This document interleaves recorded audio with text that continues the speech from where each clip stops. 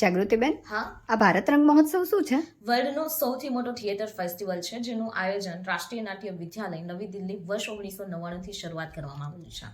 આ વર્ષે આપણે જોઈએ તો 1 ફેબ્રુઆરીથી લઈને 21 ફેબ્રુઆરી સુધી જેનું આયોજન થયેલું છે અને જેની શરૂઆત આપણા ગુજરાતના કચ્છથી થયેલી છે. ભારતના અલગ અલગ 15 શહેરોની અંદર આ મહોત્સવનું આયોજન કરવામાં આવશે, જેની થીમ રહેશે વસુદેવ કુટુંબકમ અને વંદે ભારતમ. વિવિધ રાજ્યોમાં પણ વિવિધ મહોત્સવ યોજાતા હશે હા, ને? યોજાય છે ને.